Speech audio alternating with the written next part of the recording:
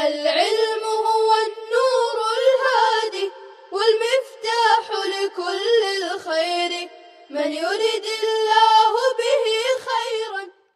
الحمد لله رب العالمين والصلاة والسلام على سيد الأنبياء والمرسلين وعلى آله وأصحابه أجمعين أما بعد. بسم اللہ الرحمن الرحیم. باب الربا، ربا یعنی سود کا بیان.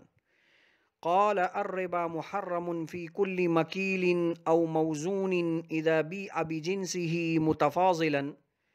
امام قدوری رحمہ اللہ فرماتے ہیں ربا یعنی سود حرام ہے ہر مکیلی یا ہر موزونی شے میں جبکہ ہم جنس شے کے عوض کمی بیشی کے ساتھ بیچی جائے. فالعلت عندنا الکیل مع الجنسی او الوزن مع الجنسی. چنانچہ ہمارے نزدیک علت ربا جنس کے ساتھ کیل ہے یا جنس کے ساتھ وزن ہے. قال ويقال القدر مع الجنس وهو اشمل. صاحب ہدایہ فرماتے ہیں کہ اسے قدر مع الجنس بھی کہا جا سکتا ہے اور یہ دونوں یعنی کیل اور وزن کو شامل ہے. والاصل فیہ الحدیث المشہور، اور اس سلسلے میں اصل حدیث مشہور ہے وهو قوله صلی اللہ علیہ وسلم الحنطة بالحنطة مثلا بمثل یدا بید والفضل ربا. آپ صلی اللہ علیہ وسلم کا ارشاد ہے گندم کو گندم کے عوض بیچو برابر سرابر ہاتھ در ہاتھ، اور جو کمی بیشی ہوگی وہ سود ہوگا. وعد الاشیاء الستة الحنطة والشعیر والتمر والملح والذهب والفضة على هذا المثال. اور آپ صلی اللہ علیہ وسلم نے 6 چیزوں کو شمار فرمایا: گندم، جو، کھجور، نمک، سونا اور چاندی، اسی مثال پر. وَيُرْوَى بِرِوَایَتَيْنِ بِالرَّفْعِ مَثَلٌ وَبِالنَّصْبِ مَثَلًا. اور اس حدیث کو 2 روایتوں سے نقل کیا گیا ہے، رفع کے ساتھ مثلٌ اور نصب کے ساتھ مثلاً. وَمَعْنَى الْأَوَّلِ بَيْعُ التَّمْرِ، معنی اول کے اعتبار سے بیع التمر ہے. وَمَعْنَى الثَّانِي بِيعُ التَّمْرِ، اور معنی ثانی کے اعتبار سے بیعُ التمر. عزیز طلبہ، مصنف علیہ الرحمہ اب تک ان بیوعات کو بیان فرما رہے تھے جن کے کرنے کی ممانعت نہیں تھی، بلکہ اللہ رب العزت نے اپنے بندوں کو ان بیوعات کے کرنے اور انجام دینے کا حکم دیا ہے. وَابْتَغُوا مِن فَضْلِ اللَّهِ. باب الربا سے مصنف علیہ الرحمہ اب ان بیوعات کے احکام کو ذکر فرما رہے ہیں جن کی شریعت کی طرف سے ممانعت ہے. تو باب الربا کی ماقبل سے یہ مناسبت ہوئی کہ ماقبل میں ان بیوعات کا تذکرہ تھا جن کے کرنے کی شریعت کی طرف سے اجازت تھی. اب ان ابواب بیوع کو اور بیوع کے ان جزئیات کو بیان فرما رہے ہیں جن کی شریعت کی طرف سے ممانعت ہے. ربا کے لغوی معنی ہے بڑھوتری کے، اور شریعت کی اصطلاح میں ربا کہتے ہیں مالی معاوضے میں ایسا اضافہ جو بلا کسی عوض کے ہو، اسے سود اور ربا سے تعبیر کیا گیا ہے. مصنف علیہ الرحمہ نے الربا محرم فی کل مکیل او موزون اذا بیع بجنسہ متفاضلا، اس عبارت میں یہ بیان فرمایا ہے کہ ہر کیلی یا وزنی شے، کیلی یعنی جو چیزیں ماپ کر لی دی جاتی ہیں، یا وزنی یعنی وہ شے جس کو وزن سے لیا دیا جاتا ہے، اگر وہ لی دی جانے والی شے کیلی ہو یا لی دی جانے والی وزنی ہو اور دونوں ہم جنس ہوں، اور ایک طرف اضافہ ہو اور ایک طرف کمی ہو، تو یہ اضافہ اور کمی سود کہلائے گا. مصنف علیہ الرحمہ نے ان دنا کہہ کر حضرات احناف کے نزدیک علت ربا کو بیان فرمایا ہے کہ حضرات احناف نے علت ربا جنس کے ساتھ میں کیل ہونا اور جنس کے ساتھ میں وزن ہونا کو مراد لیا ہے، جس کو صاحب ہدایہ نے مختصراً ذکر کیا کہ اس کو قدر مع الجنس بھی کہا جا سکتا ہے، اس لیے کہ قدر کے اندر کیل بھی آ گیا اور قدر کے اندر وزن بھی آ گیا۔ قدر کہتے ہیں مقدار کو، اور مقدار کا علم یا تو کیل کرنے سے معلوم ہوگا یا وزن کرنے سے معلوم ہوگا، تو اس کو مختصراً کہہ سکتے ہیں قدر مع الجنس۔ لہٰذا یہ وزن اور کیل دونوں کو شامل ہے، اسی کی طرف مصنف نے اشارہ کیا، وہ اشمل۔ دراصل یہ جو علت ربا حضرات احناف نے نکالی ہے وہ حدیث پاک سے نکالی ہے، اور یہ حدیث پاک علت ربا کے سلسلے میں اصل ہے، اور جس کو مختصراً صاحب ہدایہ نے ذکر کیا، الحنطۃ بالحنطۃ مثلاً بمثل یداً بید والفضل ربا۔ اس حدیث پاک کے اندر جناب نبی پاک صلی اللہ علیہ وسلم نے 6 چیزوں کا ذکر فرمایا ہے۔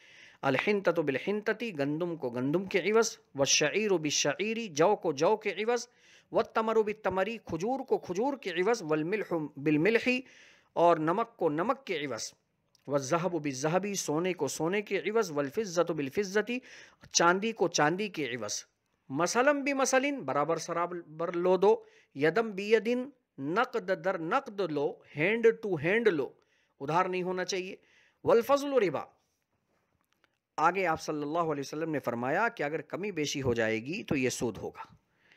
حضرات احناف نے پہلی 4 چیزوں سے کیل کی علت کو نکالا، اس لیے کہ پہلی جو 4 چیزیں ہیں، گندم، جو، کھجور، نمک، یہ جناب نبی پاک صلی اللہ علیہ وسلم کے زمانے میں کیلی تھے، کہ ان کو کیل کے ساتھ میں ناپ کر لیا دیا جاتا تھا، تو ان چاروں اشیاء سے حضرات احناف نے کیل کی علت کو نکالا، اور بعد کی جو 2 چیزیں ہیں، سونا اور چاندی، وہاں سے وزن کی علت کو نکالا، اور چونکہ ہم جنس شے کا تقابل ہم جنس شے کے عوض ہے، مقابلے میں ہے، لہٰذا یہاں سے ہم جنس ہونے کو بحیثیت شرط کے نکالا اور اس کو علت بنا دیا کہ بھائی وزنی شے کو وزنی شے کے ساتھ میں لیا دیا جا رہا ہو، بشرطے کہ دونوں ہم جنس ہوں، تو جنس بھی علت ہے اور کیل اور وزن بھی علت ہے۔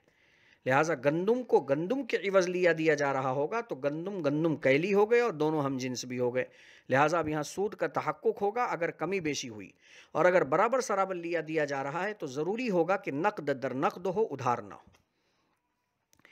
عزیز طلبہ، دراصل ربا کی 2 قسمیں ہیں، ایک ہے ربا الفضل، ٹریڈنگ انٹرسٹ یعنی تجارتی سود، اور ایک ہے ربا النسیئہ، لون بسیس انٹرسٹ یعنی قرضہ جاتی سود۔